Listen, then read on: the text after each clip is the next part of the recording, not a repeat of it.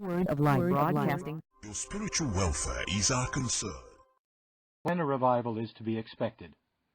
Text, Psalm 85 and verse 6. Wilt thou not revive us again, that thy people may rejoice in thee? This psalm seems to have been written soon after the return of the people of Israel from the Babylonish captivity, as you will easily see from the language at the commencement of it. The psalmist felt that God had been very favorable to the people, and while contemplating the goodness of the Lord in bringing them back from the land where they had been carried away captive, and while looking at the prospects before them, he breaks out into a prayer for a revival of religion. Quote, Wilt thou not revive us again, that thy people may rejoice in thee? Unquote. Since God in his providence had reestablished the ordinances of his house among them, he prays that there may be also a revival of religion to crown the work.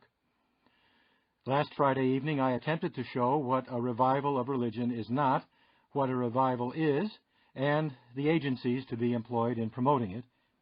The topics to which I wish to call your attention tonight are 1. When a revival of religion is needed, 2. The importance of a revival when it is needed, and 3. When a revival of religion may be expected. Topic 1.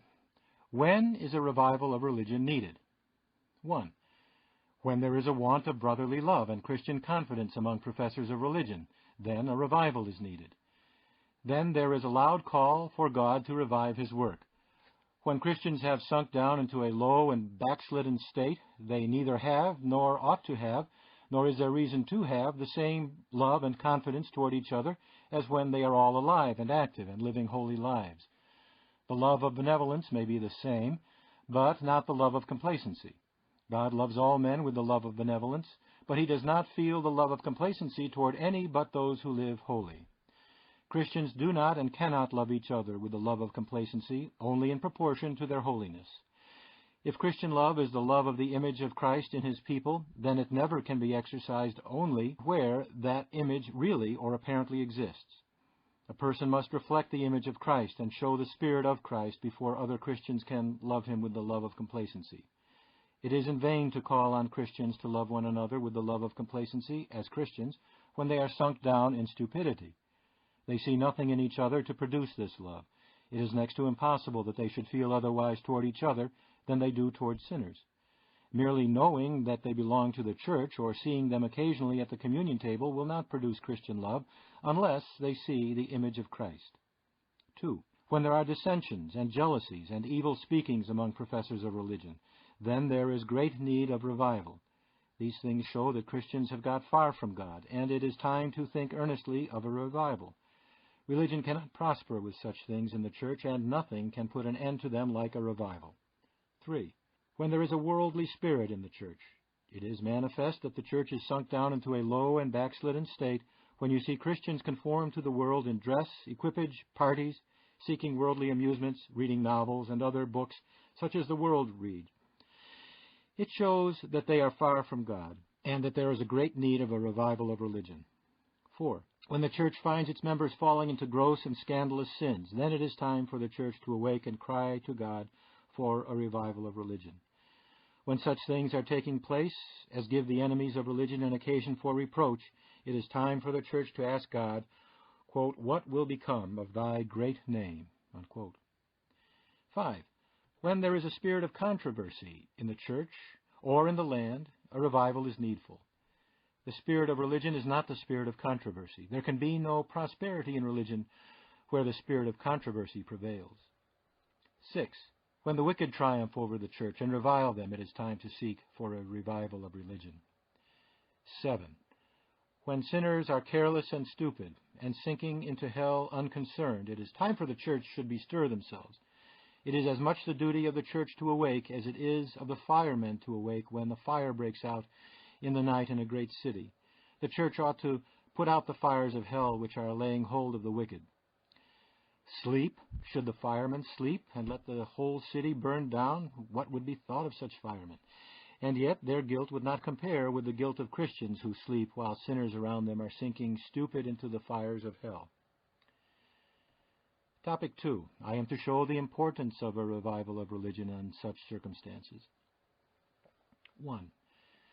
A revival of religion is the only possible thing that can wipe away the reproach which covers the church and restore religion to the place it ought to have in the estimation of the public. Without a revival, this reproach will cover the church more and more until it is overwhelmed with universal contempt. You may do anything else you please, and you can change the aspects of society in some respects, but you will do no real good. You will only make it worse without a revival of religion. You may go and build a splendid new house of worship, and line your seats with damask, put up a costly pulpit, and get a magnificent organ, and everything of that kind, to make a show and dash, and in that way you may procure a sort of respect for religion among the wicked, but it does no good in reality. It rather does hurt. It misleads them as to the real nature of religion, and so far from converting them, it carries them farther away from salvation. Look wherever they have surrounded the altar of Christianity with splendor, and you will find that the impression produced is contrary to the true nature of religion. There must be a waking up of energy on the part of Christians and an outpouring of God's Spirit, or the world will laugh at the church. 2. Nothing else will restore Christian love and confidence among church members. Nothing but a revival of religion can restore it, and nothing else ought to restore it. There is no other way to wake up that love of Christians for one another, which is sometimes felt when they have such love as they cannot express. You cannot have such love without confidence, and you cannot restore confidence without such evidence of piety as is seen in a revival. If a minister finds he has lost in any degree the confidence of his people, he ought to labor for a revival as the only means of regaining their confidence. I do not mean that this should be his motive in laboring for a revival to regain the confidence of his people, but that a revival, through his instrumentality, and ordinarily nothing else, will restore to him the confidence of the praying part of his people. So if an elder or private member of the church finds his brethren cold towards him, there is but one way to remedy it. It is by being revived himself, and pouring out from his eyes and from his life the splendor of the image of Christ. This spirit will catch and spread in the church, and confidence will be renewed, and brotherly love prevail again. 3. At such a time, a revival of religion is indispensable to avert the judgments of God from the church. This would be strange preaching if revivals are only miracles, and if the church has no more agency in producing them than it has in making a thunderstorm. To say to the church that unless there is a revival you may expect judgments would then be as ridiculous as to say, if you do not have a thunderstorm you may expect judgments. The fact is that Christians are more to blame for not being revived than sinners are for not being converted. And if they are not awakened, they may know assuredly that God will visit them with his judgments. How often God visited the Jewish church with judgments, because they would not repent and be revived at the call of his prophets. How often we have seen churches and even whole denominations cursed with a curse because they would not wake up and seek the Lord and pray, quote, "Will thou not revive us again, that thy people may rejoice in thee?" 4. Nothing but a revival of religion can preserve such a church from annihilation. A church declining in this way cannot continue to exist without a revival. If it receives new members, they will, for the most part, be made up of ungodly persons. Without revivals, there will not ordinarily be as many persons converted as will die off in a year. There have been churches in this country where the members have died off, and there were no revivals to convert others in their place till the church has run out and the organization has been dissolved. A minister told me that he once labored as a missionary in Virginia, on the ground where such a man as Samuel Davies once flashed and shone like a flaming torch, and that Davies' church was so reduced as to have but one male member. And he, if I remember right, was a colored man. The church had got proud and was all run out. I have heard of a church in Pennsylvania that was formerly flourishing, but neglected revivals, and it became so reduced that the pastor had to send to a neighboring church for a ruling elder when he administered the communion. Why not, in such a case, let any member of the church, male or female, distribute the elements? Is it indispensable to have an elder? That in parentheses. Point 5. Nothing but a revival of religion can prevent the means of grace from doing a great injury to the ungodly. Without a revival, they will grow harder and harder under preaching, and will experience a more horrible damnation than they would if they had never heard the gospel. Your children and your friends will go down to a much more horrible fate in hell in consequence of the means of grace, if there are no revivals to convert them to God. Better were it for them if there were no means of grace, no sanctuary, no Bible, no preaching, and if they have never heard the gospel, than to live and die where there is no revival. The gospel is the savor of death unto death, if it is not made a savor of life unto life. 6. There is no other way in which a church can be sanctified, grow in grace, and be fitted for heaven. What is growing in grace? Is it hearing sermons and getting some new notions about religion? No, no such thing. The Christian who does this and nothing more is getting worse and worse, more and more hardened, and every week it is more difficult to rouse him up to duty. Topic 3. I am to show when a revival of religion may be expected. 1. When the providence of God indicates that a revival is at hand. The indications of God's providence are sometimes so plain as to amount to a revelation of His will. There is a conspiring of events to open the way, a preparation of circumstances to favor a revival, so that those who are looking out can see that a revival is at hand just as plainly as if it had been revealed from heaven. Cases have occurred in this country where the providential manifestations were so plain that those who are careful observers felt no hesitation in saying that God was coming to pour out His Spirit and grant a revival of religion. There are various ways for God to indicate His will to a people, sometimes by giving them peculiar means, sometimes by peculiar and alarming events, sometimes by remarkably favoring the employment of means, by the weather, health, etc. 2. When the wickedness of the wicked grieves and humbles and distresses Christians. Sometimes Christians do not seem to mind anything about the wickedness around them, or if they talk about it, it is in a cold and callous and unfeeling way, as if they despaired of a reformation. They are disposed to scold at sinners, not to feel the compassion of the Son of God for them. But sometimes the conduct of the wicked drives Christians to prayer, and breaks them down, and makes them sorrowful and tender-hearted, so that they can weep day and night, and instead of scolding and reproaching them, they pray earnestly for them. Then you may expect a revival. Indeed, this is a revival begun already. Sometimes the wicked will get up in opposition to religion, and when this drives Christians to their knees in prayer to God with strong crying and tears, you may be certain that there is going to be a revival. The prevalence of wickedness is no evidence at all that there is not going to be a revival. That is often God's time to work. When the enemy cometh in like a flood, the Spirit of the Lord lifts up a standard against him. Often the first indication of a revival is the devil's getting up something new in opposition. It will invariably have one of two effects. It will either drive Christians to God, or it will drive them farther away from God, to some carnal policy or other that will only make things worse.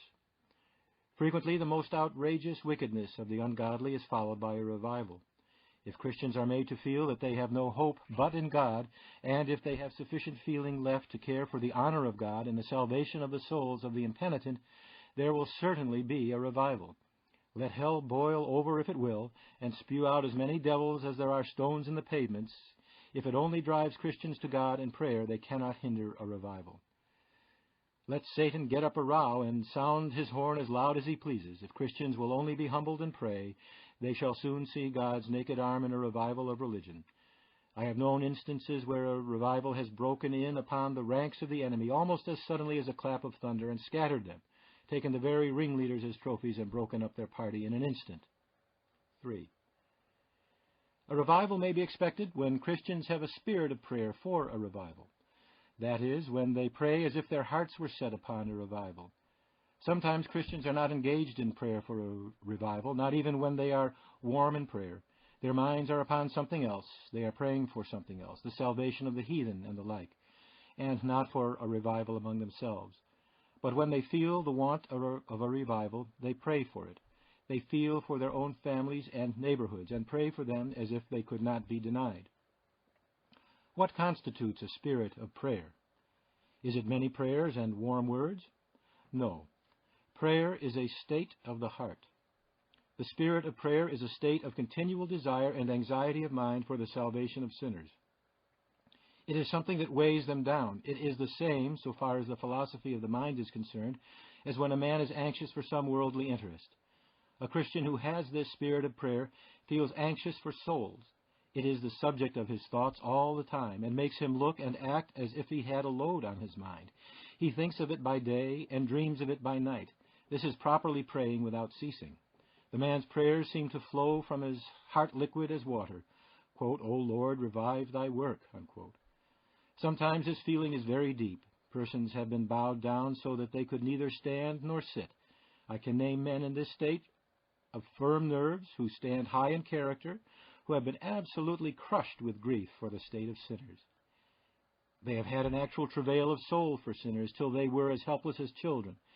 The feeling is not always so great as this, but such things are much more common than is supposed. In the great revivals of 1826 they were common. This is by no means enthusiasm. It is just what Paul felt when he says, "My little children of whom I travail in birth." I heard of a person in this state who prayed for sinners and finally got into such a state of mind that she could not live without prayer. She could not rest day nor night unless there was somebody praying. Then she would be at ease, but if they ceased, she would shriek in agony till there was prayer again, and this continued for 2 days until she prevailed in prayer and her soul was relieved. This travail of soul is that deep agony which persons feel when they lay hold on God for such a blessing, and will not let him go till they receive it. I do not mean to be understood that it is essential to a spirit of prayer that the distress should be so great as this. But this deep, continual, earnest desire for the salvation of sinners is what constitutes the spirit of prayer for a revival. It is a revival begun so far as the spirit of prayer extends. When this feeling exists in a church, unless the spirit is grieved away by sin, there will infallibly be a revival of Christians generally, and it will involve the conversion of sinners to God. This anxiety and distress increases till the revival commences. A clergyman in W told me of a revival among his people, which commenced with a zealous and devoted woman in the church. She became anxious about sinners and went to praying for them, and she prayed and her distress increased, and she finally came to her minister and talked with him and asked him to appoint an anxious meeting, for she felt that one was needed. The minister put her off, for he felt nothing of it. The next week she came again and besought him to appoint an anxious meeting. She knew there would be somebody to come, for she felt as if God was going to pour out his Spirit. He put her off again, and finally she said to him, quote, "If you do not appoint an anxious meeting, I shall die, for there is certainly going to be a revival." Unquote. The next Sabbath he appointed a meeting and said that if there were any who wished to converse with him about the salvation of their souls, he would meet them on such an evening. He did not know of one, but when he went to the place, to his astonishment he found a large number of anxious inquirers. Now, do you not think that woman knew there was going to be a revival? Call it what you please, a new revelation or an old revelation or anything else. I say it was the Spirit of God that taught that praying woman that there was going to be a revival. The secret of the Lord was with her, and she knew it. She knew God had been in her heart and filled it so full that she could contain no longer. Sometimes ministers have had this distress about their congregations so that they felt as if they could not live unless they could see a revival. Sometimes elders and deacons or private members of the church, men or women, have the spirit of prayer for a revival of religion so that they will hold on and prevail with God till he pours out his Spirit. The first ray of light that broke in upon the midnight which rested on the churches in Oneida County in the fall of 1825 was from a woman in feeble health who, I believe, had never been in a powerful revival. Her soul was exercised about sinners. She was in an agony for the land. She did not know what ailed her, but she kept praying more and more till it seemed as if her agony would destroy her body. At length she became full of joy and exclaimed, quote, "God has come! God has come! There is no mistake about it. The work is begun, and it is going over all the region." Unquote. And sure enough, the work began, and her family were almost all converted, and the whole work spread all over that part of the country. Now, do you think that woman was deceived? I tell you, no. She knew she had prevailed with God in prayer. She had travailed in birth for souls, and she knew it. This was not the only instance by many that I knew in that region. Generally, there are but few professors of religion that know anything about this spirit of prayer which prevails with God. I have been amazed to see such accounts as are often published about revivals, as if the revival had come without any cause. Nobody knew why or wherefore.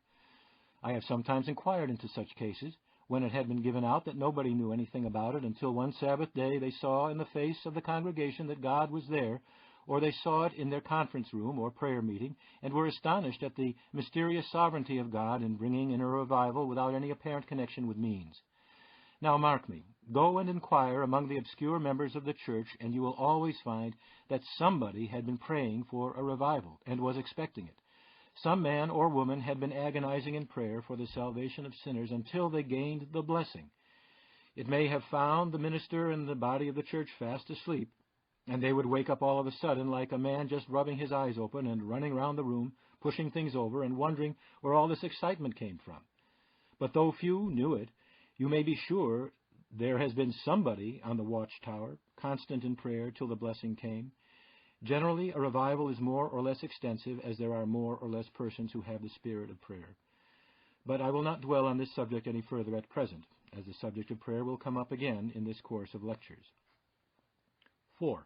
Another sign that a revival may be expected is when the attention of ministers is especially directed to this particular object, and when their preaching and other efforts are aimed particularly at the conversion of sinners. Most of the time, the labors of ministers are, it would seem, directed to other objects. They seem to preach and labor with no particular design to effect the immediate conversion of sinners. And then it need not be expected that there will be a revival under their preaching. There never will be a revival till somebody makes particular efforts for this end. But when the attention of a minister is directed to the state of the families in his congregation, and his heart is full of feeling of the necessity of a revival, and when he puts forth the proper efforts for this end, then you may be prepared to expect a revival.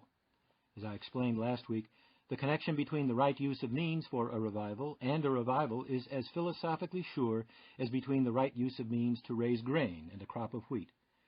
I believe, in fact, it is more certain, and that there are fewer instances of failure. The effect is more certain to follow. The paramount importance of spiritual things makes it reasonable that it should be so. Take the Bible, the nature of the case, and the history of the church altogether, and you will find fewer failures in the use of means for a revival than in farming or any other worldly business.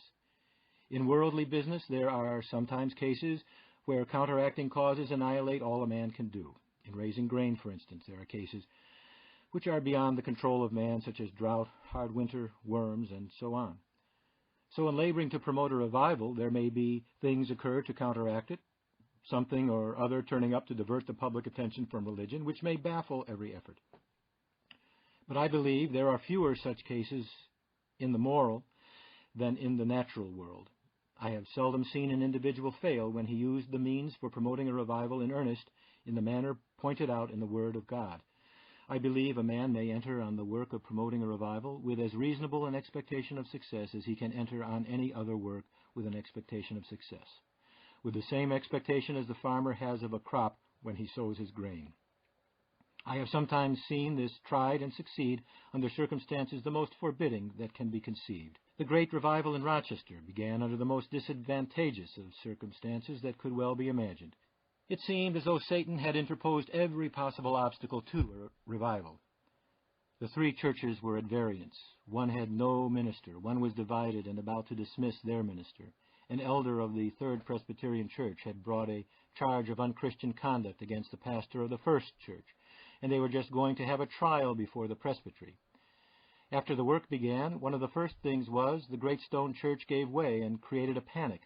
Then one of the churches went on and dismissed their minister right in the midst of it. Another church nearly broke down. Many other things occurred, so that it seemed as if the devil was determined to divert the public attention from the subject of religion. But there were a few remarkable cases of the spirit of prayer which assured us that God was there, and we went on, and the more Satan opposed, the Spirit of the Lord lifted up the standard higher and higher, till finally a wave of salvation rolled over the place. 5. A revival of religion may be expected when Christians begin to confess their sins to one another. At other times they confess in a general manner as if they were only half in earnest. They may do it in an eloquent language, but it does not mean anything. But when there is an ingenuous breaking down and a pouring out of the heart and making a confession of their sins, the floodgates will soon burst open and salvation will flow over the place. 6. A revival may be expected whenever Christians are found willing to make the sacrifice necessary to carry it on. They must be willing to sacrifice their feelings, their business, their time, to help forward the work. Ministers must be willing to lay out their strength and to jeopard their health and life. They must be willing to offend the impenitent by plain and faithful dealing, and perhaps offend many members of the church who will not come up to the work. They must take a decided stand with the revival, be the consequences what they may. They must be prepared to go on with the work, even though they should lose the affections of all the impenitent and of all the cold part of the church. The minister must be prepared, if it is the will of God, to be driven away from the place. He must be determined to go straight forward and leave the entire event with God. I knew a minister who had a young man laboring with him in a revival. The young man preached pretty plain, and the wicked did not like him. They said, "We like our minister, and we wish to have him preach." They finally said so much that the minister told the young man, "Mr. Such-a-one, that gives so much towards my support, says so and so. Mr. A says so, and Mr. B says so. They think it will break up society if you continue to preach, and I think you had better not preach anymore." The young man went away, but the Spirit of God immediately withdrew from the place, and the revival stopped short. The minister, by yielding to the wicked desires of the wicked, drove him away. He was afraid the devil would drive him away from his people, and by undertaking to satisfy the devil, he offended God. And God so ordered events that in a short time he had to leave his people after all. He undertook to go between the devil and God dismissed him. The people also must be willing to have a revival, let the sacrifice be what it may. It will not do for them to say, "We are willing to attend so many meetings, but we cannot attend any more," or "We are willing to have a revival if it will not disturb our arrangements about our business or prevent our making money."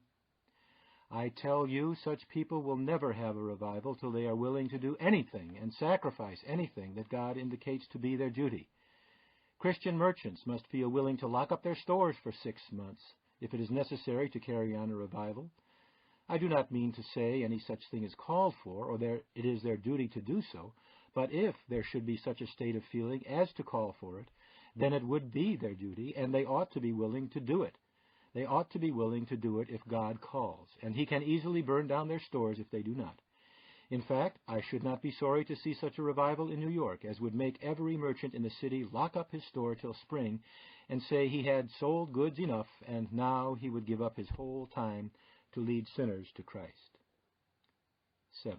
A revival may be expected when ministers and professors are willing to have God promote it by what instruments He pleases. Sometimes ministers are not willing to have a revival unless they can have the management of it, or unless their agency can be conspicuous in promoting it. They wish to prescribe to God what He shall direct and bless, and what men He shall put forward. They will have no new measures. They cannot have any of this new light preaching, or of these evangelists that go around the country preaching. They have a great deal to say about God's being a sovereign, and that He will have revivals come in His own way and time, but then He must choose to have it just in their way, or they will have nothing to do with it.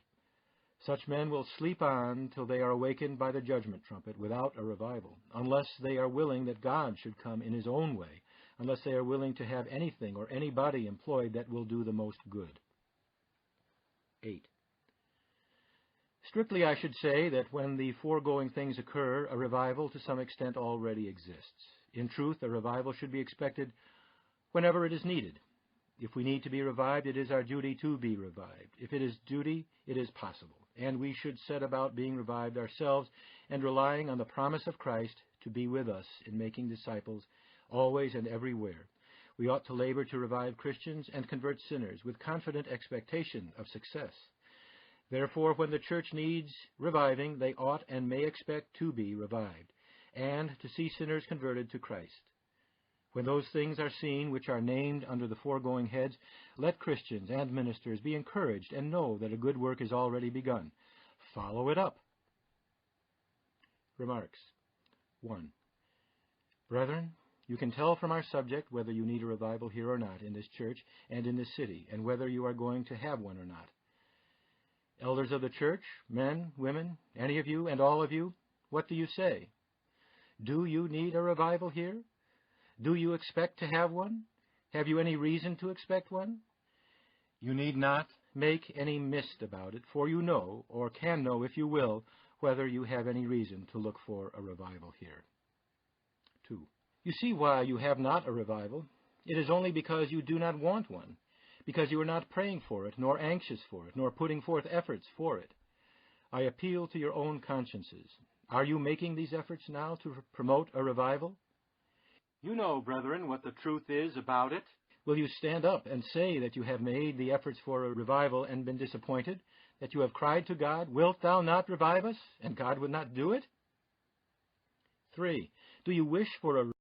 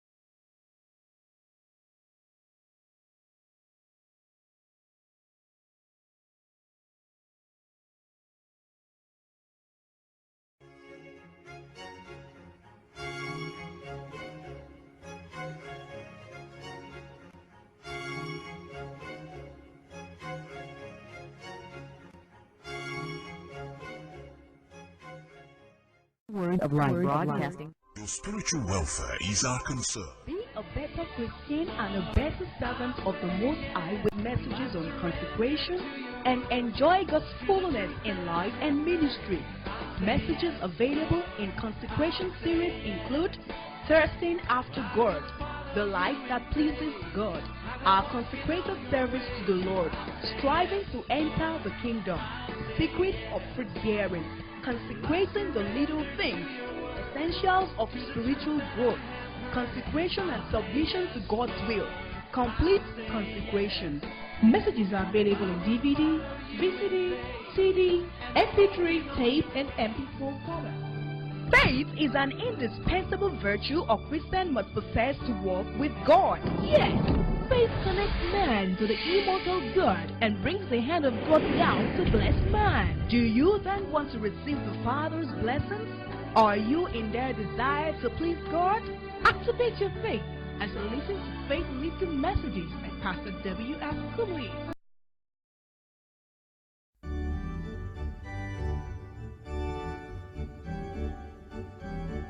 Faith that attempts the impossible. Strong faith in weak people. Calling the invincible to reality. Dreams that come true. See it, say it, and others. Miracles in the fire and many more soul-inspiring messages available in Faith. Get your copy of the Faith series available in DVD, audio CDs, MP3, VCD, and MP4. For inquiries and booking, call. Remember, a message a day keeps the devil away.